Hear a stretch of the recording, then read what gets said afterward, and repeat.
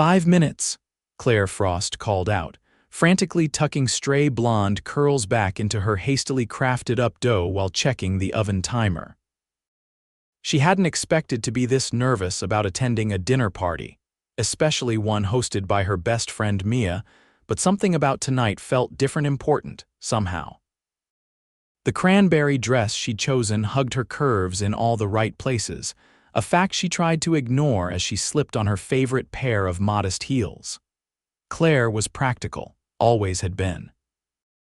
As an elementary school art teacher, her days were filled with finger paints and childish laughter, not fancy dinner parties where she needed to impress anyone.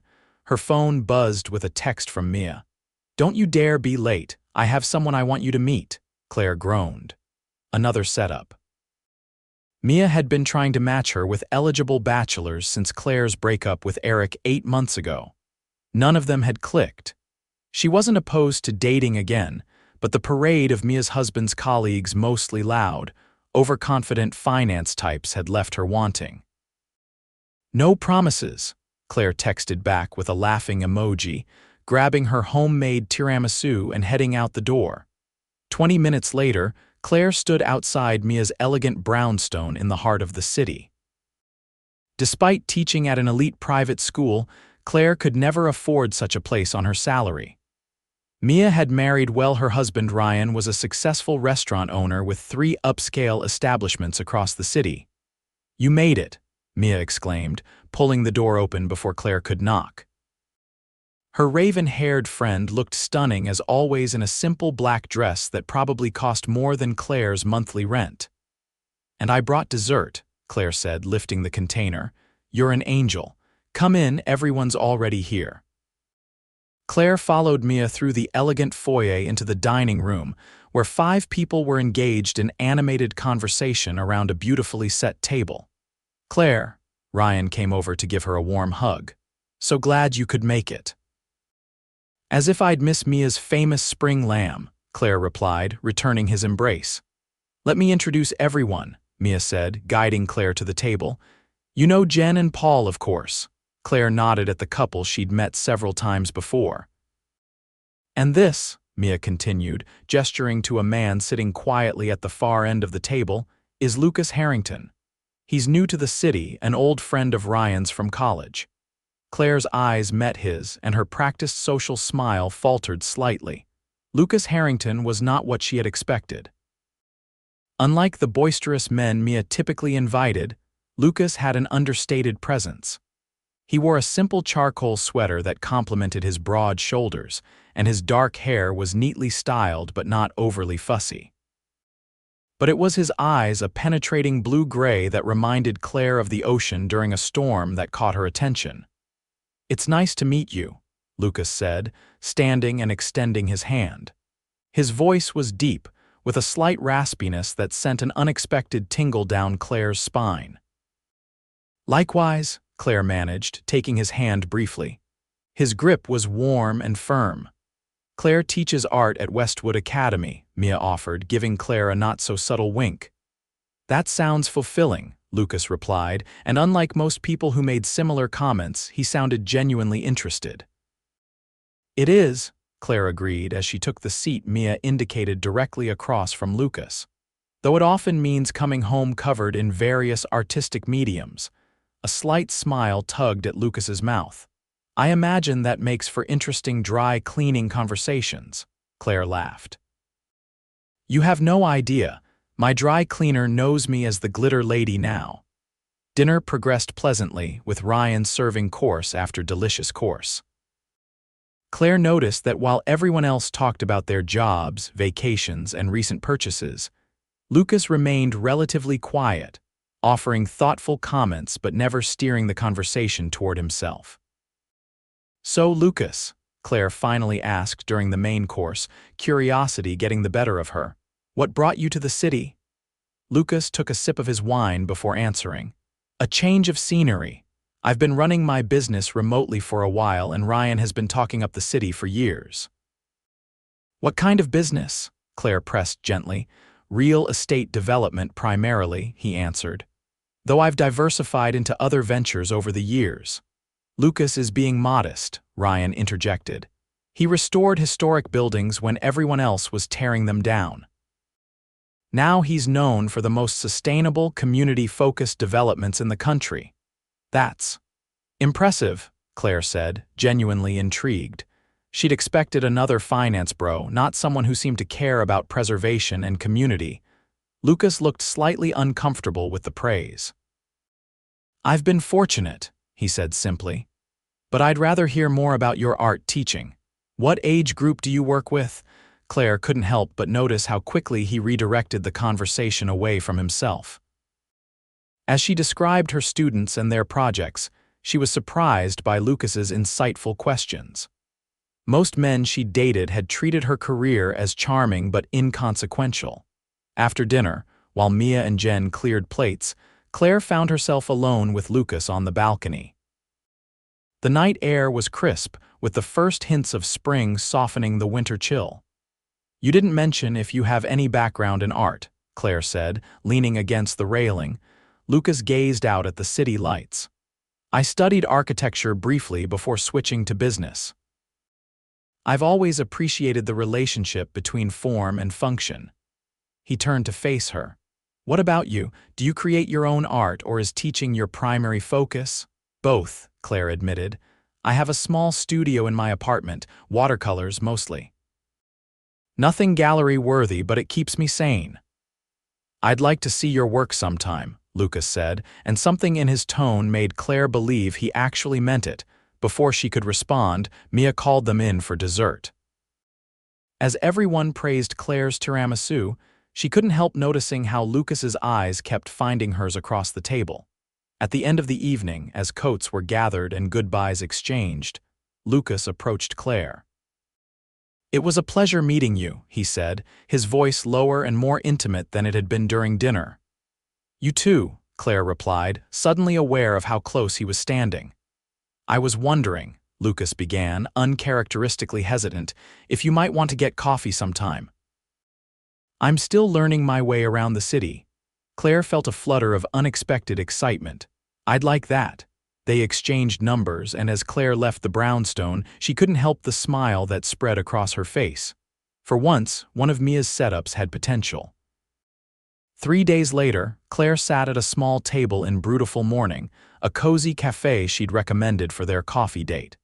She'd arrived early, bringing a small sketchbook out of habit. As she waited, she found herself drawing the cafe's unique light fixtures, her pencil moving with practiced ease. "That's really good," came a now familiar voice. Claire looked up to find Lucas standing beside her table, admiring her sketch. He was dressed more casually than at dinner, in dark jeans and a navy blue button-down that made his eyes appear even more intense. "Thanks," Claire said, closing her sketchbook. "It's just a habit I sketch wherever I go." Lucas smiled as he sat down. "Don't stop on my account. I've always envied people with that kind of artistic talent." "Says the man who designs buildings," Claire countered. "Designed," he corrected. "I haven't drawn blueprints in years. These days I'm more involved in the business side." Their conversation flowed easily as they ordered coffee and pastries. Claire found herself charmed by Lucas's attentiveness. Unlike her ex, who had always been checking his phone, Lucas seemed fully present. "So how did you and Ryan meet?" Claire asked, curious about the connection. "College roommates," Lucas explained. "I was the quiet one who studied too much, and Ryan was the social butterfly who dragged me to parties." His expression softened with nostalgia. "We stayed friends even when our paths diverged, me to my first development project, him to culinary school." "And now you're both successful in your fields," Claire observed. A shadow seemed to pass over Lucas's face. "Success is relative," he said after a moment. "Ryan found what makes him happy." "I'm still working on that part." The vulnerability in his admission surprised Claire. "What would make you happy?" she asked softly. Lucas looked at her thoughtfully. "Lately, I've been thinking it might be nice to create something lasting, not just buildings, but connections." He shook his head slightly. "Sorry, that sounds terribly philosophical for a coffee date." "No, it's refreshing," Claire assured him. Most first dates I've had recently involve men listing their gym accomplishments or investment portfolios.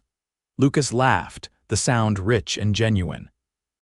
Well, I did bench press my coffee mug this morning. Very impressive form. Claire laughed too, appreciating his self-deprecating humor. Clearly I'm in the presence of greatness. As their coffee date extended into the afternoon, Claire learned that Lucas had grown up in a small coastal town, the son of a carpenter and a librarian. He spoke of his parents with deep affection and respect, crediting them with his work ethic and love of learning. "What about you?" he asked as they finally left the cafe, neither ready to end their time together. "Do you see your family often?" "Not as much as I'd like," Claire admitted as they walked side by side through the neighborhood. "My parents retired to Florida last year. My sister lives in Seattle with her husband and kids." "Do you miss them?" The question, simple as it was, touched something in Claire. "Every day," she said honestly. "Especially my niece and nephew. I'm the fun aunt who sends art supplies that make their parents cringe." "The best kind of aunt," Lucas remarked with a smile. He hesitated for a moment before asking, "Would you like to have dinner with me next weekend? There's a small Italian place I discovered that I think you might enjoy." Claire felt a flutter of anticipation. "I'd love to." Their dinner date, the following weekend, confirmed what Claire had begun to suspect. Lucas Harrington was different from anyone she'd dated before. He listened when she spoke, asked thoughtful questions, and seemed genuinely interested in her world.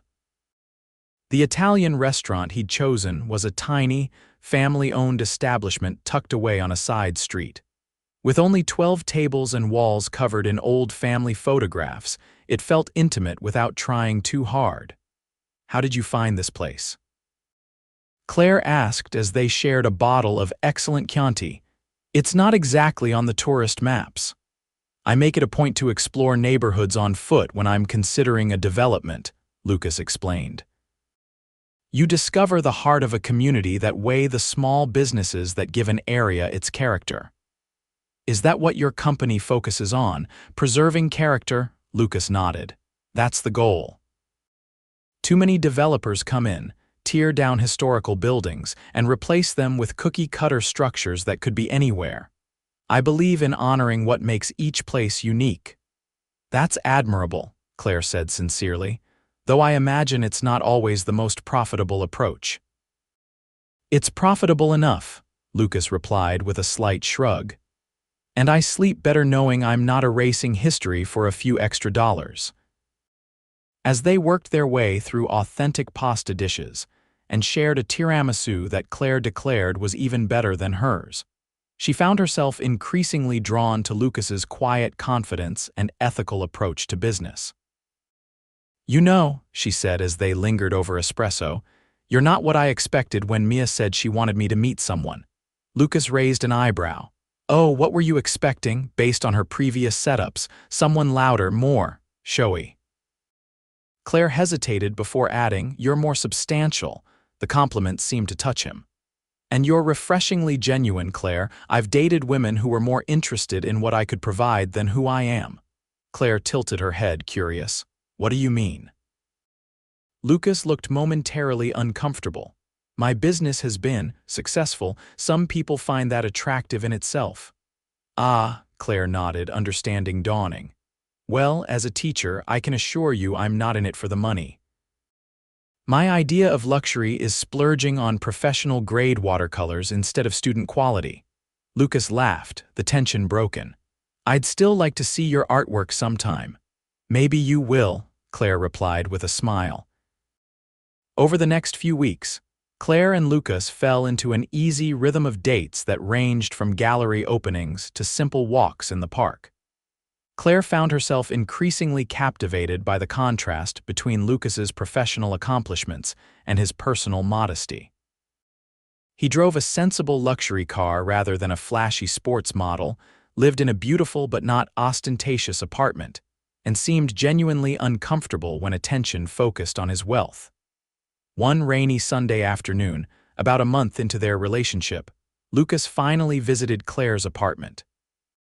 Her small two-bedroom in a pre-war building had been converted to include a tiny studio space where natural light streamed in through north-facing windows.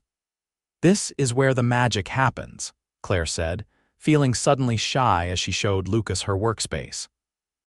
Canvases in various stages of completion leaned against walls, and her supplies were organized with a teacher's precision on a large table.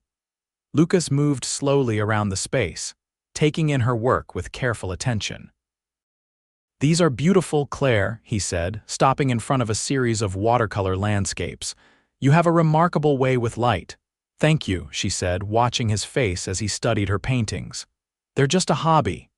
"They're more than that," Lucas insisted, turning to face her. "You have real talent." Something in his earnest appreciation touched Claire deeply. As their eyes met, the air between them seemed to charge with electricity. Lucas moved closer, his hand gently cupping her cheek. "Is this okay?" he murmured. Claire nodded, her heart racing as his lips met hers in a kiss that was both tender and intense. His arms encircled her waist, drawing her closer as the kiss deepened. When they finally pulled apart, both slightly breathless, Claire felt a certainty she hadn't experienced in years. "I've been wanting to do that since Mia's dinner party," Lucas admitted, his forehead resting against hers. "What took you so long?" Claire teased, her fingers playing with the hair at the nape of his neck. They spent the remainder of the afternoon on Claire's worn but comfortable couch, talking, kissing, and watching the rain pattern her windows. It felt natural, as if they'd known each other far longer than a few weeks. As their relationship deepened over the following months, Claire began to notice certain inconsistencies in Lucas's life. Though he claimed to work remotely most days, he occasionally had to attend mysterious meetings with no explanation. He was generous without being showy, but sometimes that generosity seemed disproportionate to the successful but modest businessman he presented himself as. The first real hint came when Claire mentioned a field trip her class had planned to the city's Natural History Museum, only to discover the transportation costs might force them to cancel. "That's a shame," Lucas had said. "Those are the kinds of experiences kids remember." 2 days later, the school principal informed Claire that an anonymous donor had covered not just the bus costs but entrance fees for her entire class. "Lucas," she confronted him that evening at his apartment, "did you donate money for my class field trip?" He looked momentarily caught off guard before admitting, "I may have made a call or two." "Why anonymously, and how much influence do you actually have?" Lucas sighed, running a hand through his hair. "I didn't want you to think I was showing off, and as for influence, my company has supported the museum's educational programs for years." Claire studied him carefully. "There's more to your successful business than you've let on, isn't there?" After a long moment, Lucas nodded. "I've been trying to find the right time to explain fully. The truth is, Harrington Development isn't just successful, it's one of the largest sustainable development firms in the country." He hesitated before adding, "I'm worth considerably more than I've implied." "How considerably?" Claire asked, her voice steady despite her racing thoughts. "Last year's Forbes estimate put it around 400 million, Lucas admitted quietly. "Though much of that is invested in ongoing projects." Claire sat down abruptly on his sofa. $400 million, she repeated, trying to process the information. "Why didn't you tell me?" Lucas sat beside her, not touching but close enough that she could feel his warmth. "When you meet someone and the first thing they know is your net worth, it changes everything. I wanted you to know me just me before my bank account became part of the equation." "You thought I'd care about the money?" Claire asked, hurt coloring her voice. "No," Lucas said quickly. "Not in the way you're thinking, but money complicates things, Claire. It creates an imbalance. I've seen it happen too many times." Claire was quiet for a long moment, processing. "So all those remote work days, board meetings, investor presentations, site visits," Lucas confirmed. "I manage 17 active development projects across the country, and your modest apartment," Lucas looked slightly embarrassed. "I own the building and the one next door." Claire shook her head, a surprised laugh escaping her. Any other revelations while we're at it? I have a house in the Hamptons I've never mentioned, and one in Colorado, and a small foundation that funds arts education in underserved communities.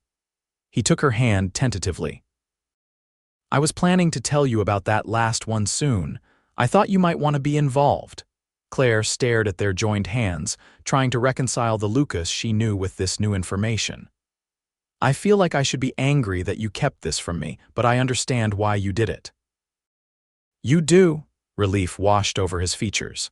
You wanted what everyone wants to be seen for who you are, not what you have. She squeezed his hand. Though I am a little intimidated now. Lucas brought her hand to his lips, kissing her knuckles. You have nothing to be intimidated by. If anything, I'm the one who's been in awe of you from day one.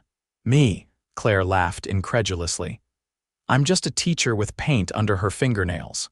You're a woman who changes lives every day, Lucas corrected. Who creates beauty and inspires children to see the world differently. Do you know how rare that is? How precious? His words washed over Claire like a warm wave, and she felt tears prick at the corners of her eyes. I think I'm falling in love with you, she whispered, the admission slipping out before she could second-guess it. Lucas's eyes softened. I know I'm falling in love with you, he replied, drawing her close. Money or no money, you're the most valuable thing in my life. As spring turned to summer, their relationship blossomed. Claire adjusted to Lucas's occasional business trips, and the subtle ways his wealth manifested the casual donation to her school's art program, the private jet he sometimes used for time efficiency, the way restaurant owners greeted him by name even in establishments he'd never mentioned visiting before. For his part, Lucas seemed to bloom under Claire's influence. He began sketching again, joining her on weekend outings with her sketchbooks. He spoke more openly about his work, sharing both the challenges and rewards of building sustainable communities. And he introduced Claire to the world of philanthropy, showing her how his foundation was bringing arts education to schools that had lost funding for such programs. I've been thinking, Lucas said one warm evening as they sat on the rooftop garden of his building, watching the sunset paint the city skyline in gold and pink. The foundation is expanding its reach next year. We're looking for someone to head the new Children's Art Initiative. Claire looked up from her glass of wine. Oh, anyone I know? Not yet, Lucas said with a smile. But I was hoping you might be interested. It would mean leaving classroom teaching, but you'd be developing curricula and programs that could reach thousands of children, not just 30 at a time. Claire blinked in surprise. Are you offering me a job? The board would have final approval, of course, but yes, Lucas confirmed. You're exactly who we need, someone with classroom experience, artistic talent, and genuine passion for children's creative development. I don't know, Claire said hesitantly. I love teaching, and wouldn't it be complicated working for your foundation? You wouldn't be working for me, Lucas clarified. The foundation has an independent board. I'm just one voice among many. He took her hand. Think about it. The impact you could have would be extraordinary. Claire promised to consider it, touched by his faith in her abilities. Over the following weeks, Lucas arranged for her to meet with the foundation's current director and several board members, all of whom seemed genuinely impressed by her ideas and experience. By midsummer, Claire had accepted the position, giving notice at her school with mixed emotions. Her relationship with Lucas continued to deepen, each of them finding in the other a partner who complimented and challenged them in the best possible ways. In August, Lucas suggested a weekend trip to his Hampton home. The light there is spectacular, he told Claire. You'll want to bring all your painting supplies. The house, when they arrived, was nothing like the ostentatious mansions Claire had imagined. Instead, it was a beautifully restored farmhouse set back from the beach, with weathered cedar shingles and a wide porch wrapped around 3 sides. This is not what I expected, Claire admitted as Lucas gave her a tour of the property. What were you picturing? Marble columns and gold fixtures, Lucas teased. Something less. You, Claire replied honestly. This feels like a home, not a status symbol. "That's the highest compliment you could give it," Lucas said, clearly pleased. "My parents helped me renovate it years ago before my father passed. He did a lot of the woodwork himself." The mention of his late father softened Claire's heart even further. She was learning that Lucas's wealth hadn't changed his fundamental values: family, craftsmanship, and authenticity still mattered deeply to him. That evening, after a simple dinner on the porch watching the waves crash against the shore, Lucas seemed uncharacteristically nervous. "Would you like to walk on the beach?" he suggested as they finished their wine. Under a sky scattered with stars, they walked barefoot along the edge of the water.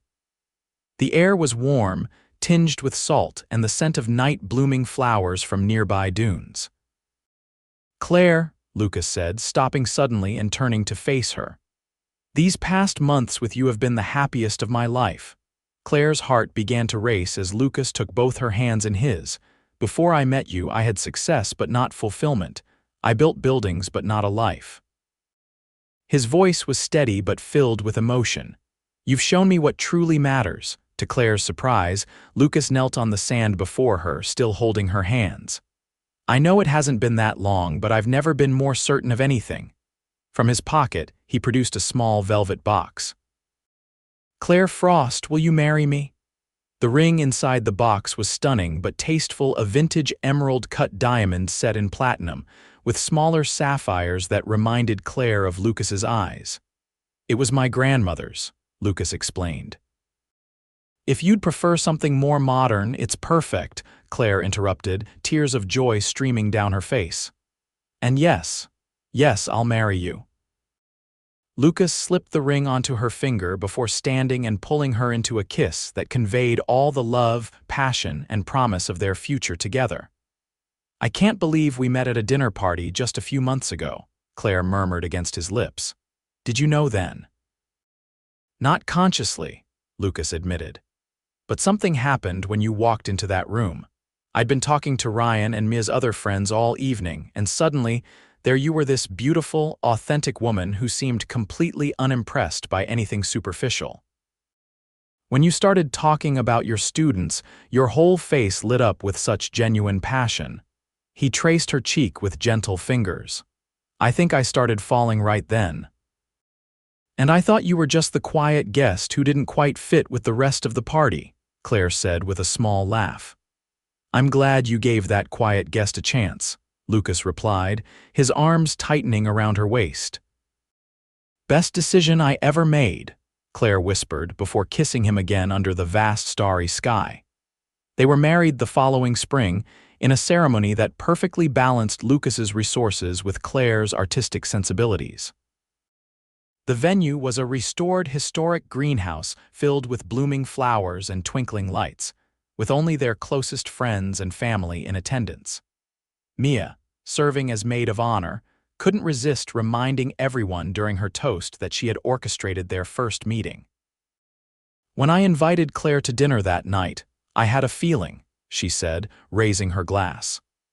Lucas had been telling Ryan for weeks that he was tired of dating women who were more interested in his bank account than his character. "And I knew Claire was special, talented, compassionate, and completely unimpressed by material success." Mia smiled at the couple. "Sometimes the best matchmaking is just putting two wonderful people in the same room and letting nature take its course." A year after their wedding, the Harrington Arts Initiative had expanded to serve over 50 schools nationwide under Claire's passionate leadership. Lucas had scaled back his direct involvement in his company's day-to-day operations, focusing instead on mentoring young architects and developers committed to sustainable practices. They divided their time between the city apartment and the Hampton house, with occasional trips to visit Claire's family and to check on Lucas's projects across the country. The balance they struck honored both their professional commitments and their devotion to each other.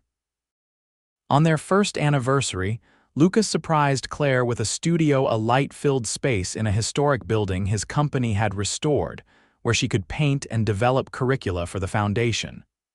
"This is too much," Claire protested when he first showed her the space.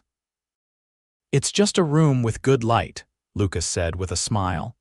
What you'll create here, that's what matters. As they stood together in the empty studio, sunlight streaming through the tall windows, Claire reflected on the unexpected journey that had brought them together. When I walked into Mia's dinner party that night, I had no idea I was meeting the love of my life, she said, leaning into Lucas's embrace. Just goes to show you never know which quiet guest might change everything. I'm just grateful you noticed me at all, Lucas replied, pressing a kiss to her temple. The unassuming millionaire falling for the beautiful art teacher. The money never mattered, Claire said truthfully. What I fell in love with was your heart, the way you value history and community, the respect you show to everyone you meet, your generosity without expectation of recognition. And here I thought it was my coffee mug bench pressing skills that won you over, Lucas teased. Claire laughed, turning in his arms to face him. That was just a bonus. As they stood together in the space that represented both their individual passions and their shared future, Claire and Lucas knew they had found in each other something far more valuable than success or status. They had found home.